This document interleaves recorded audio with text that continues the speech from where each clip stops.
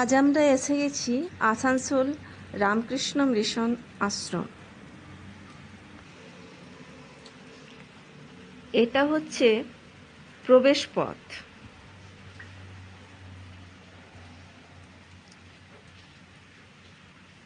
চলুন এবার আমরা ভেতরের দৃশ্যটা আপনাদের দেখাই।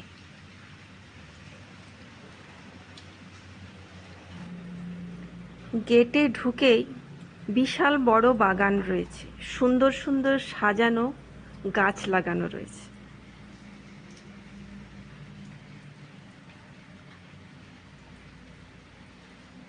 মন জুড়িয়ে যাওয়ার মতন জায়গা।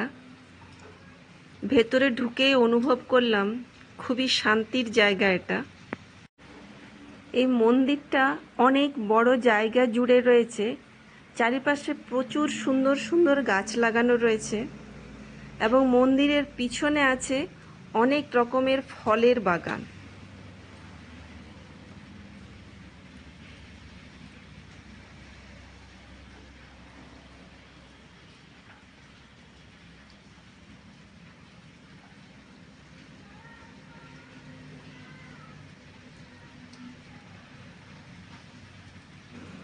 সন্ধ্যাবেলায় মন্দিরের পরিবেশটা অতি মনোরম, দেখলে চোখ জুড়িয়ে যায়।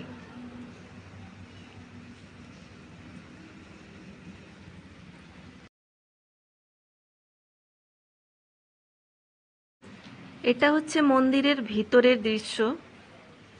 এখানে প্রচুর লোকের সমাগম হয়। সন্ধ্যাবেলায় তো সন্ধ্যা আরতি দেখার জন্যে প্রচুর লোকজন আসেন, এখানে প্রচুর ভক্তের সমাগম হয়।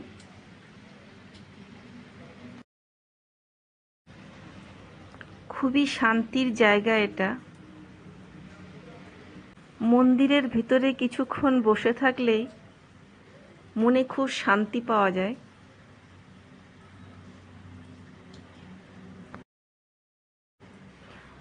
মন্দিরের চারিপাশে কিন্তু অনেক কিছু রয়েছে।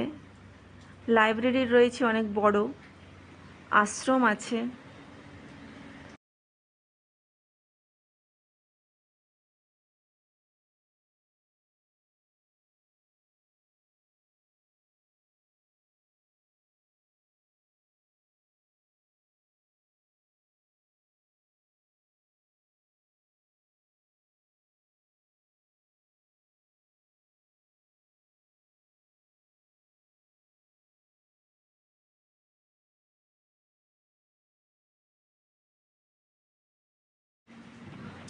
মন্দিরের চারিপাশের কারুকার্য কিন্তু অতি সুন্দর।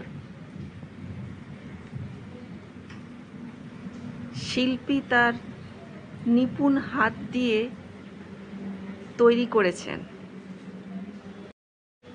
মন্দিরের চারিপাশের কারুকার্য খুবই সুন্দর।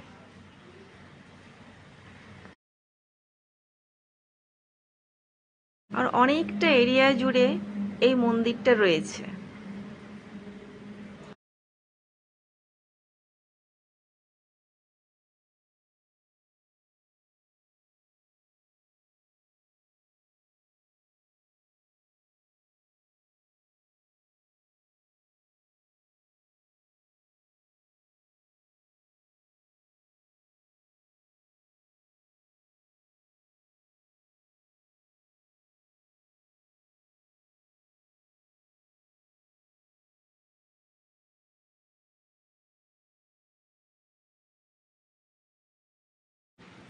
সন্ধ্যাবেলায় মন্দিরের দৃশ্য তো অতি মনোরম, চোখ জুড়িয়ে যাওয়ার মতন। নানান রকমের গাছপালা রয়েছে, প্রচুর গাছপালা এখানে। আর মন্দিরের পেছনে অনেক রকমের ফলের বাগান রয়েছে।